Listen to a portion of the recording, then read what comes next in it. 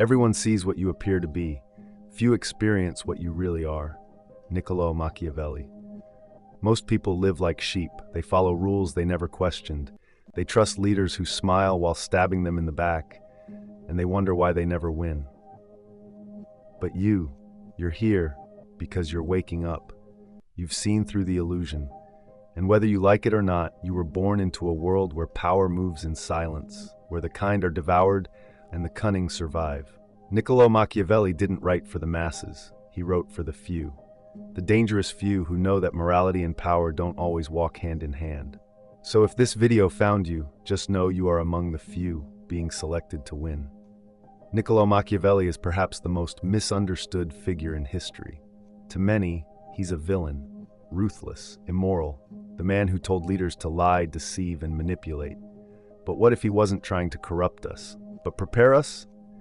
He lived in an age of chaos, betrayal, and blood-stained power struggles. In such a world, kindness was a weakness, and virtue alone wasn't enough to survive. Machiavelli offered something far more dangerous: truth. Not the comforting kind, but the kind that can sharpen your claws. This is not a guide for the naive. This is for those who are ready to see the game and win it. So make sure you watch to the end to get the full benefit of this video. Niccolò Machiavelli is perhaps history's original villain, for good enough reason. Before we can understand Niccolò Machiavelli's ideas, we must first understand the world that created them. Because no philosophy is born in a vacuum. Every radical thought is a response, a rebellion against the times, the systems, and the illusions that dominate the era. Machiavelli was born in 1469 in Florence, one of the most politically unstable places in all of Europe. While the city wore the mask of a republic, it was ruled by elite families who pulled strings behind the scenes. The illusion of democracy covered a reality of manipulation, backdoor dealings, and power games. Governments fell as easily as dice in a tavern. Men who were in power one day were hung by their necks the next. This wasn't just theoretical for Machiavelli. At 9 years old, he witnessed the bodies of conspirators against the Medici family hung upside down in Florence's public square and left there for weeks to rot. That moment wasn't forgotten. The grotesque image wasn't just a show of power, it was a lesson, a warning, a symbol of what happens to those who fail in politics. It planted a seed deep in Machiavelli's mind. In this world, the price of naivety is death. Machiavelli abandoned traditional morals, he rejected Christianity, and he ripped apart goodness at its very foundation. In its place, Niccolò Machiavelli created a structured system of ruthlessness and deceit. Machiavelli offers a tangled web of contradictions, profound truths, villainous advocacy, and single-minded determination. But by looking beyond the now famous brand of Machiavelli, you can find some grim and relevant truths about the world we live in today and how to function within that world. To understand at all the philosophy of Machiavelli, you do need to understand his life and, to a degree, the times he grew up in. These times were marked by political instability and societal chaos. Niccolò Machiavelli was born in Florence in 1469, came from a wealthy family, but his father, Bernardo, was the poorest of that family. Bernardo was a former lawyer, mostly unemployed, who had a good network of relationships but not much to show for it. Raised in a household that combined his mother's devout Christianity with his father's secular skepticism, Machiavelli lived in tension between faith and reason, idealism and cynicism. His father, a failed lawyer with strong opinions and few results, likely shaped Niccolò's disdain for ineffective intellects, those who dream but fail to act. Machiavelli would not make the same mistake. Machiavelli's father was skeptical of religion, or at least as skeptical as one could be in his era. His mother, meanwhile, was a devout woman who spent her time writing religious poems and hymns.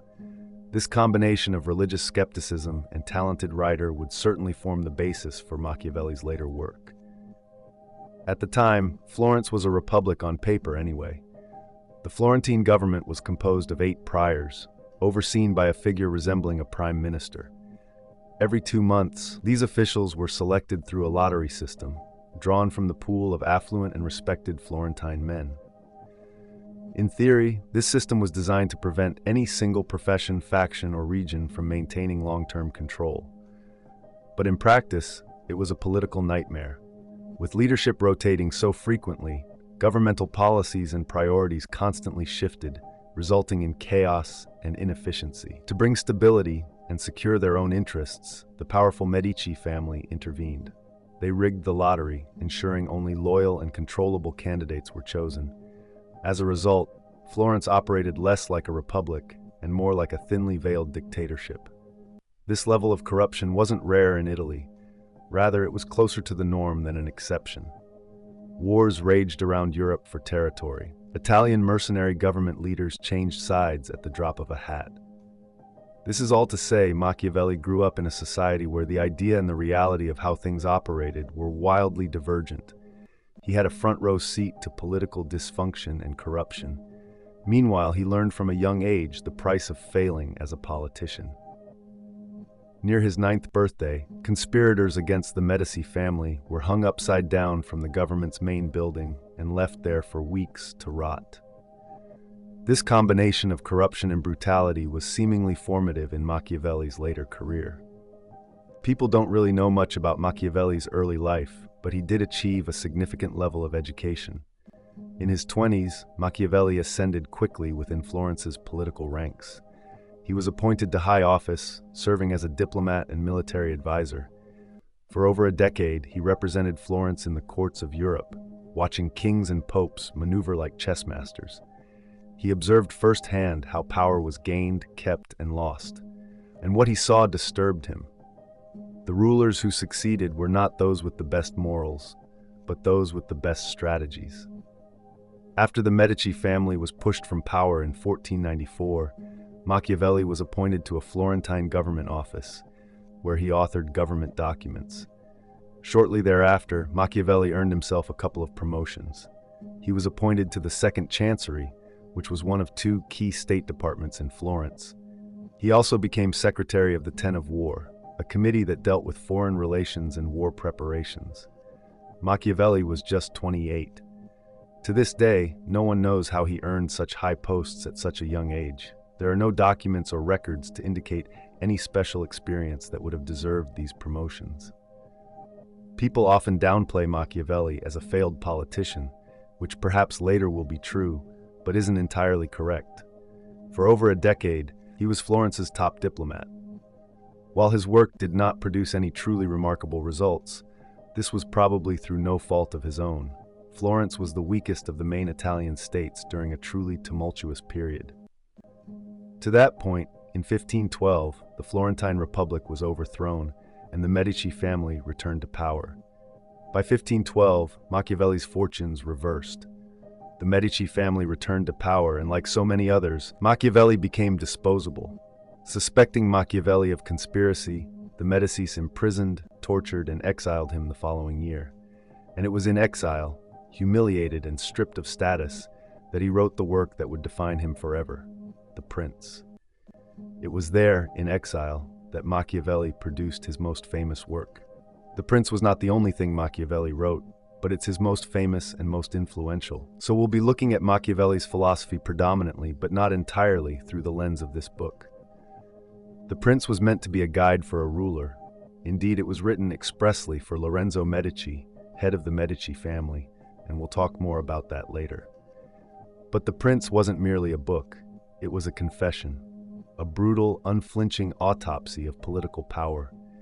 Where others still clung to the idea that rulers should be virtuous, Machiavelli wrote what everyone else was too afraid to say out loud: power and virtue do not always coexist.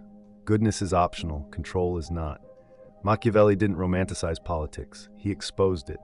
He removed the idealistic mask and forced us to look at the raw, unfiltered truth, that the world is not how it should be, but how it is. In this world, he argued, to survive, you must be a lion to intimidate and a fox to outwit. And thus began the dark enlightenment of political philosophy. A philosophy not of how leaders should act, but how they must act if they are to survive. For a long time, the prevailing philosophy said that the measure of a leader's greatness was by his goodness, his moral character. This was certainly not always put into practice, but it was the ideal. In The Prince, Machiavelli tossed that out entirely. He said that for a leader, all that mattered was concentrating in keeping one's power. Being good was not the measure of a leader's success, but rather building a great nation. In this way, Machiavelli divorced entirely political theory from ethics.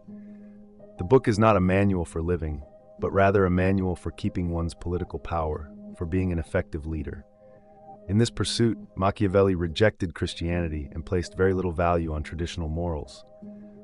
More precisely, he argued that morality was fine, but a person simply couldn't always act morally and be an effective politician. He writes, "It is better to be feared than loved, if you cannot be both." Not because he enjoys cruelty, but because he knows fear is reliable. Love is fragile. It depends on reciprocity, on mood, on the ever-shifting tides of emotion. But fear anchors loyalty in the harshest conditions. It does not need to be eternal, only strong enough to prevent betrayal. This is not about sadism.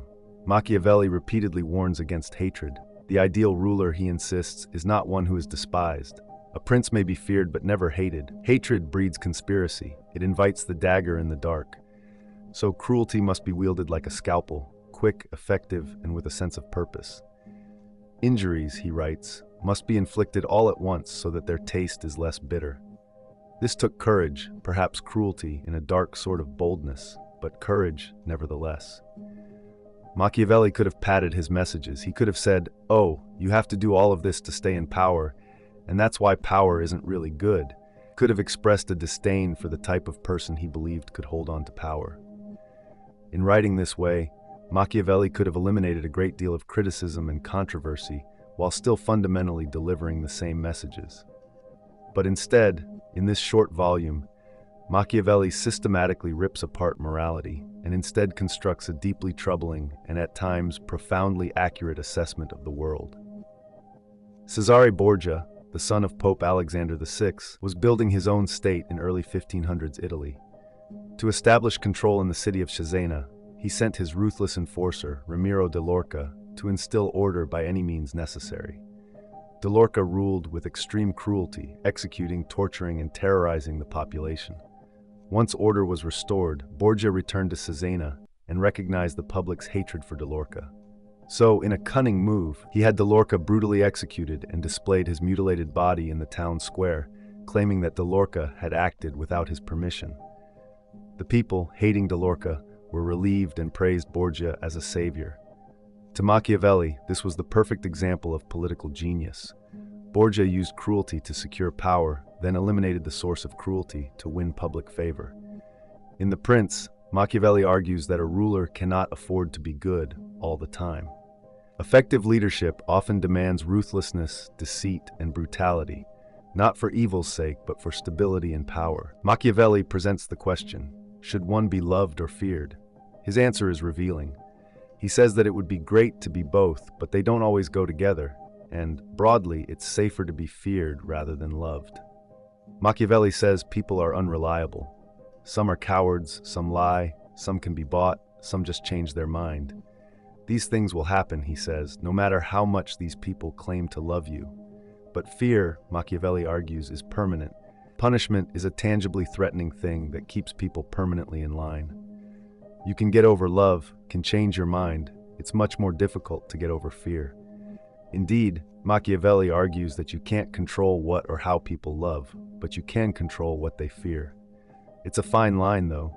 Fear is good, but Machiavelli maintains that a leader should never, for any reason, be hated. Hatred of a leader, he said, is what inspired assassinations and conspiracies. If you must engage in violence, if you must be cruel, do it quickly, do it quietly. It must not create hatred amongst your people. Be loved when possible, be feared when not, but never ever be hated. That was a successful politician for Machiavelli. Niccolò Machiavelli was also happy to cast aside honesty. He recognizes that it's admirable to be honest, sure, but he argues it's simply not effective. By outwitting one's opponents, Machiavelli said, the cunning leader is more effective than the honest leader. He says that it's okay to lie, to go back on your word, to deceive people, or even stab them in the back. Circumstances change, and so must your commitments. It's not ethical, but this is what it takes to maintain power and build a great nation. Machiavelli argues that people will lie to you, so what obligation do you have to be truthful to them? In being honest, you're giving your opponents an advantage.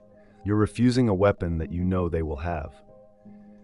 This disregard for honesty expresses itself further. While Machiavelli maintains that you don't really need to have virtuous qualities, the great leader needs to appear to have them. You see, Machiavelli says it takes two things to win the people's adoration: appearances and results. Most people, he says, will only know a leader through his words. Very few individuals will ever see what goes on behind closed doors, and so your constituents will judge you based only on what they see, not anything that they experience. The things you say need to feel inspired by virtues, because that's how people will judge you. Of course, he goes on to say, they will also judge your achievements based on results. Results, not methods. You won't always be able to get results through honesty, kindness, or any other virtue. That's just not how the game is played. And so, we have the house that Machiavelli built, or at least the one that is so famous. Not inherently or always cruel, but so willing to be cruel, willing to deceive, to lie, and to hurt. It is marred by cynicism, or perhaps, as he would say, realism. Multiple times in his writings, Machiavelli declares people to be unreliable, dishonest, and selfish, and so you need to be these things too. But to reduce Machiavelli down to these terms is kind of inaccurate. Among his writings, there are profound truths, perhaps worryingly profound. Machiavelli famously rejected Christianity as a legitimate way to deal with life's problems. In The Prince, he derisively writes, "I realize that many people have believed and still do believe that the world is run by God and by fortune, and that, whoever shrewd men may be, they can't do anything about it and have no way of protecting themselves." In these words, Machiavelli sort of scoffs at the idea of God running our world and controlling our fates. In a way, it's tremendously inspirational. You have agency over your life, not God. Now go do something with that agency. As ever, Machiavelli takes a practical approach. His approach to not just politics but life itself is a battle between Virtu and Fortuna. Throughout his book The Prince, Machiavelli relies on the concept of virtù. Of course, the word itself suggests virtue, but that would be an incorrect translation. Machiavelli wasn't interested in the simple dichotomy of good and evil, but rather the pursuits of success over failure and the need for strength over weakness. Really, there's no great single-word translation for the idea of virtù.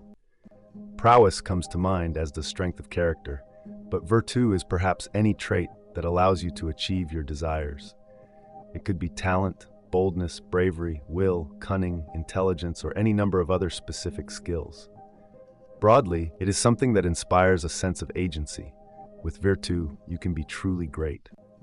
Central to Machiavelli's worldview are two ancient forces, Fortuna and Virtù. These are not merely poetic terms, but the axis upon which his entire philosophy spins. And if you grasp them, you begin to understand why he writes with such urgency, such brutal honesty. Fortuna, fortune, is the chaotic, unpredictable force of life. She is the storm that washes away your city, the illness that cripples a king, the war that erupts without warning. Machiavelli envisioned her as a wild woman, seductive and dangerous, who must be dominated if she is not to destroy you. And then there is virtù, not virtue in the Christian sense, not kindness or humility, but rather strength, boldness, cunning, decisiveness. Virtù is the fire within, the force that dares to bend the world. It is the prince's capacity to act, to control, to impose order on the chaos of Fortuna. He writes, "Fortune is the arbiter of half the things we do, leaving the other half to ourselves." In other words, fate may deal the cards, but it is still up to you to play them well. A mediocre man, confronted with Fortuna, prays. He retreats into morality, into hope, into passive submission. But a Machiavellian man, the one with virtù, acts. He builds dams before the river floods. He seizes opportunity the moment it arises. He anticipates betrayal before it happens. This is not a rejection of fate, it is a relationship with it, a dance. And in that dance, you do not simply move with the music, you shape it. Control is not total, but it is possible. And that possibility is where Machiavelli stakes his philosophy. The weak wait for good fortune. The strong build systems that survive its absence. In life, virtù is pitted against fortuna. Machiavelli says fortuna here is a more straightforward concept. It is fortune, luck. Machiavelli tells us that fortuna basically decides half of what we do. The other half is up to us and our virtù. He makes the analogy of a river that routinely floods a plain, destroying a village and killing its people. That is Fortuna. But we can do something with this Fortuna. We can build banks and dams so that the river can flood all at once, and the people will not be harmed. This is the meeting of Fortuna and Virtù. Fortune, he says, wields power only in places you allow it to. With preparation through Virtù, you can at least be ready to meet fortune when it arrives. Conversely, a person can be successful one day by doing X, Y, and Z, then fail the next day doing the exact same thing. This is because Fortuna changes. This way, Machiavelli tells us, we must be ready to adapt. Keep your approach in step with your circumstances. In so many words, adapt or die. Niccolò Machiavelli believed there was a beast within man, that beneath whatever morals we espouse or even act out, there is something else within us. There's an animal that wants nothing more than to fulfill desire and will do anything it must to achieve these ends. Perhaps he was ahead of his time. A psychologist, Carl Jung, would later refer to something like this as the shadow, while Freud may consider it the subconscious. Much like these men, Machiavelli insisted that we don't suppress this beast, nor do we let it take control, but we must instead learn how to work with it. Be ethical, be kind, and be just whenever you can, but in the pursuit of a goal, be like the beast. Be like the lion who can scare away hyenas. Be like the fox who is too cunning to fall into traps. Playing by the laws, morals, and methods of man will only get you so far. Machiavelli offers profound insight when he discusses another dichotomy, the way the world should be versus the way the world is. This insight, I feel, is perhaps the most chillingly accurate in all his writings. He says there is an enormous, glaring gap between these two things.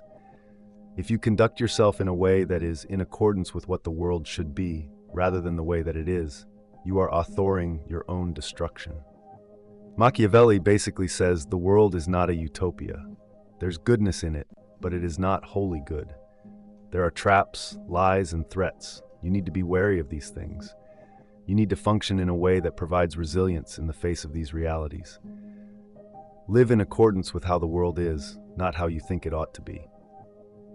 This, I think, more than categorizations of villainy or evil, gets to the core of the Machiavellian philosophy. To study Machiavelli is to confront an unsettling mirror. It is to strip away illusion and see power, raw, cold, and naked.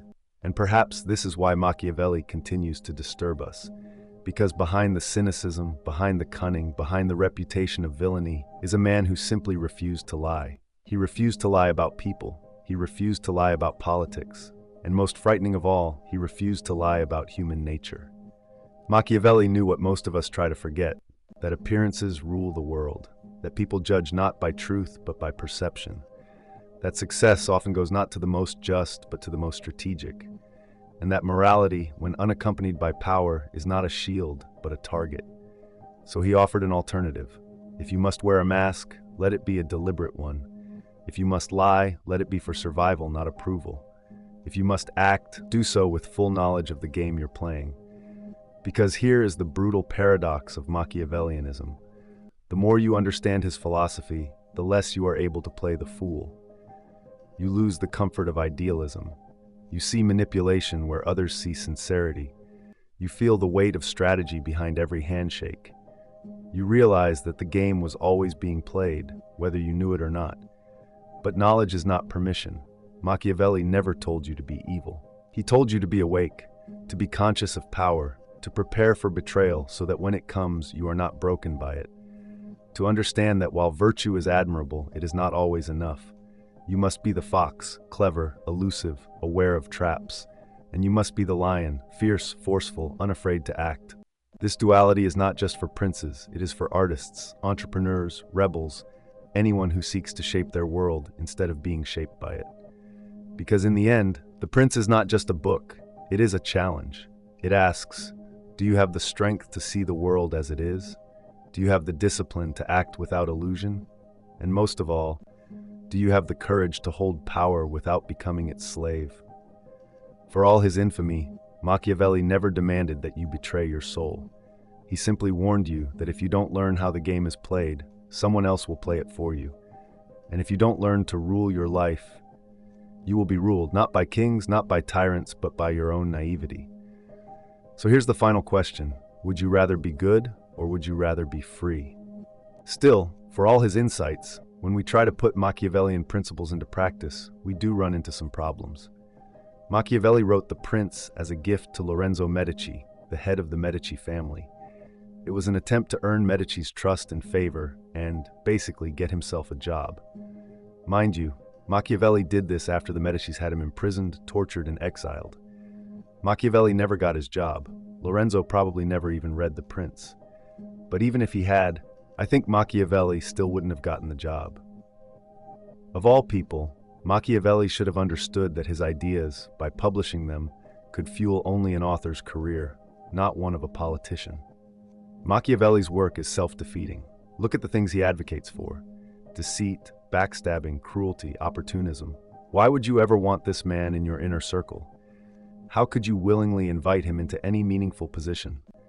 Machiavelli's principles, when broadcast, become incredibly antisocial and perhaps even counterproductive. At the very least, Machiavelli sacrificed himself to espouse his ideology. Who would read The Prince and want to be anywhere near Niccolò Machiavelli? Well, the answer to that was demonstrably no one. You could argue that you'd rather have him on your side than the other guys, but while not an entirely failed politician, Machiavelli never rose to any significant positions of power. He never drafted any constitutions, he never led any revolutions, and he was never in charge of any cities or countries.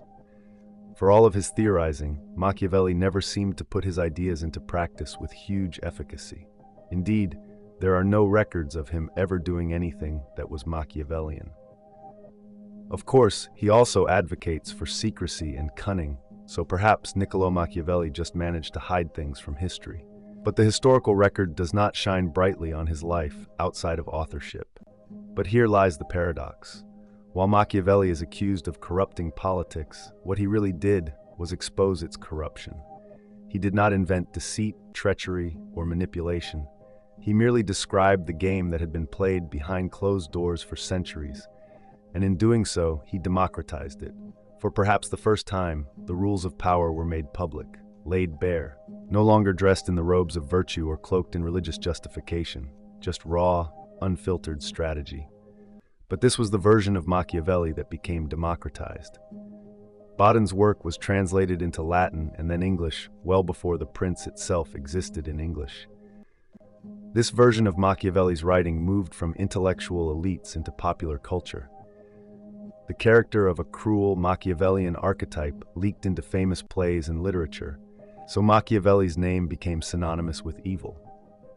In truth, Machiavelli's thesis was only that Christian morals and effective political leadership were not always compatible. I think most people today would probably agree with this sentiment.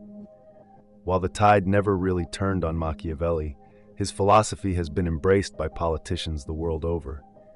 It should be said that these politicians were not exclusively moral or amoral leaders, not exclusively authoritarian or permissive. Whether he predicted it or caused it or some combination of the two, Machiavelli's writings describe modern political machinations almost perfectly. Today's politicians must and do maintain a facade of morality and, hopefully, act on it when possible, but there is certainly a divorce between ethics and political ambitions. No matter where you stand politically, I think we can all agree this is mostly true. I personally don't find the early political discussion around Machiavelli entirely compelling. Rather, I think that examining his opinions on life, the world, and how to operate within it reveal timeless wisdom that sometimes we'd rather not accept. I find myself resistant to much of the cynicism offered by Machiavelli. Certainly, I would never aspire to be like Cesare Borgia, nor would I want a leader like him either. In fact, I believe people to be inherently good. But presented with this, I am sure Niccolò Machiavelli would laugh in my face. He would say, I am playing right into what he warns against. Machiavelli would tell me I am living how I think the world should be, not how it really is. This way, there is a single-minded determination to Machiavelli's writings.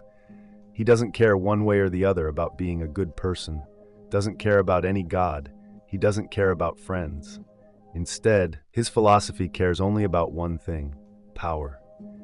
I suppose there is something admirable to such determination, even if it isn't wholly relevant to every individual. Like all great villains, Machiavelli is dangerous. It is dangerous to subscribe wholesale to his ideas, and indeed it is perhaps equally dangerous to ignore them completely.